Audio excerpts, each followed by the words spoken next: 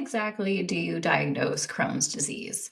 That is a topic we are going to be diving into today. But first, I'm Danielle. I am one of the Crohn's and colitis dietitians, I'm Ashley.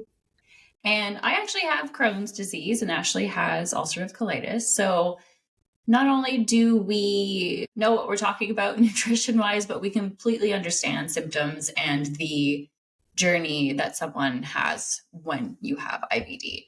So, when we dive into how to diagnose Crohn's disease, it's important to note that there's not one definitive thing that's going to be like, yes, you have this.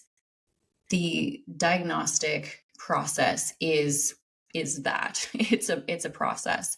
And of course, quite often it will involve you going to talk to your doctor about some of the symptoms you may be experiencing. And they could start off with lab work, checking inflammatory markers like your CRP. They may check for nutrient levels because often nutrient levels are low in IBD, but they're mainly looking for those inflammatory markers first. So the CRP, some may test your SED rate.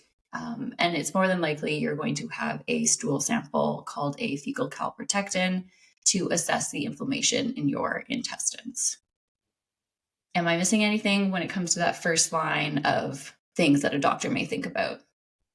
Yeah, that's generally the first part, and then step two is going to be colonoscopy, and then doing a biopsy to verify under a microscope what the tissue looks like and if there is damage present, indicating Crohn's.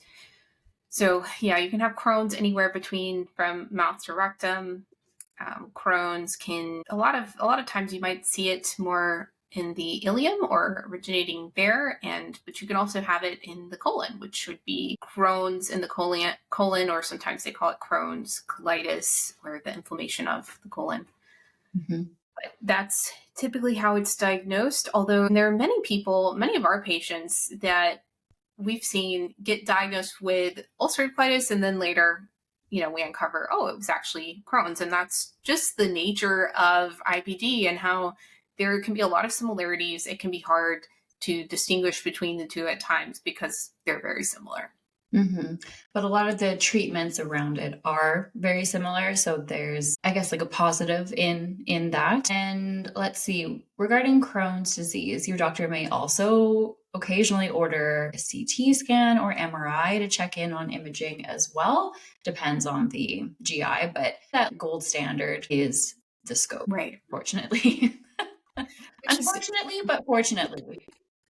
yeah, no one likes them, but yeah, there are ways to make the process of getting a colonoscopy easier, like asking for easier prep. If you prefer tablets over drinking that drink, that's an option.